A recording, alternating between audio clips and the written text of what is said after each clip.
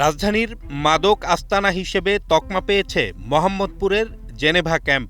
মঙ্গলবার রাতে সেখানে মাদক উদ্ধার অভিযানে যায় পুলিশ, এপিবিএন সহ আইনশৃঙ্খলা বাহিনীর বিভিন্ন ইউনিটের সদস্যরা। টেইলার ব্যবসার আড়ালে দীর্ঘদিন ধরে মাদক ব্যবসা পরিচালনা করত মনু নামের এক ব্যক্তি। পুলিশের মতে তিনি প্রকৃতপক্ষে কুখ্যাত মাদক ব্যবসায়ী। তার ব্যবসা প্রতিষ্ঠানে অভিযান চালিয়ে হতভম্ব হয়ে যায় আইনশৃঙ্খলা বাহিনী।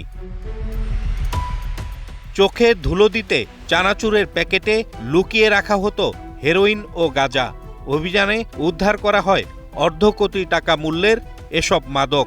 ইগল চানাচুরের নাম দিয়ে দেখছেন, চানাচুরের প্যাকেটের আড়ালে রয়েছে ধরেন যে লাখ লাখ টাকার হেরোইন, এভাবে তারা নিয়ে আসে। টেইলারিংয়ের দোকান, তো এই দোকানের আড়ালে সে দীর্ঘদিন ধরে ইয়াবা, গাঁজা, এরপরে হেরোইন, এই ব্যবসাগুলো করে। 10,000 মাদক ব্যবসায়ী আছে, এই যে পিচ্ছি থেকে শুরু করে বুড়া পর্যন্ত। এইখানে যারা এই মাদক, ইয়াবা বা এই যে কিশোর গ্যাং, ছিনতাই, এইগুলোর সাথে সরাসরি জড়িত। পরে অভিযান চালানো হয় জেনেভা ক্যাম্পের 7 নম্বর সেক্টরের চিহ্নিত সন্ত্রাসী বুনিয়া সোহেলের আস্তানায়।